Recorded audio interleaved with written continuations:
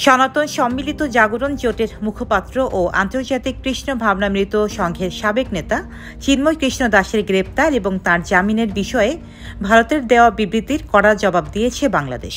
মঙ্গলবার সন্ধ্যায় ভারতের দেওয়া বিবৃতির কড়া জবাব দেয় পররাষ্ট্র মন্ত্রণালয়। পররাষ্ট্র মন্ত্রণালয়ের বিবৃতিতে বলা হয়, বাংলাদেশের একটি অভ্যন্তরীণ বিষয়ে ভারতের পররাষ্ট্র মন্ত্রণালয়ের দেওয়া বিবৃতি সরকারের নজর কেড়েছে।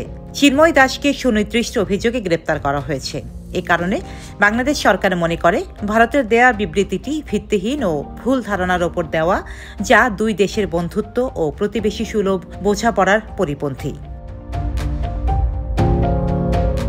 চিন্ময় দাসের ইস্যুটিকে একটি বিচারাধীন বিষয় হিসেবে উল্লেখ করে বিজ্ঞপ্তিতে বলা হয়, দেশের বিচার বিভাগ সম্পূর্ণ স্বাধীন, সরকার বিচারালয়ের কাজে হস্তক্ষেপ করে না। পররাষ্ট্র মন্ত্রণালয়ের বিবৃতিতে বলা হয়, বাংলাদেশ সরকার সকল ধর্মাবলম্বী মানুষের মধ্যে সাম্প্রদায়িক সম্প্রীতি বজায় রাখতে অঙ্গীকারবদ্ধ।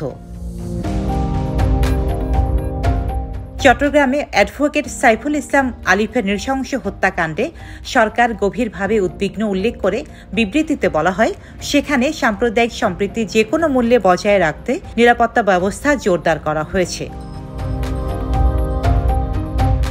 এর আগে দুপুরে দেওয়া ভারতের ওই বিবৃতিতে হিন্দু ও অন্য সংখ্যালঘু সম্প্রদায়ের সদস্যদের নিরাপত্তা, শান্তিপূর্ণ সমাবেশ ও মত প্রকাশের অধিকার নিশ্চিত করার জন্য বাংলাদেশ সরকারের প্রতি আর্জি জানানো হয়।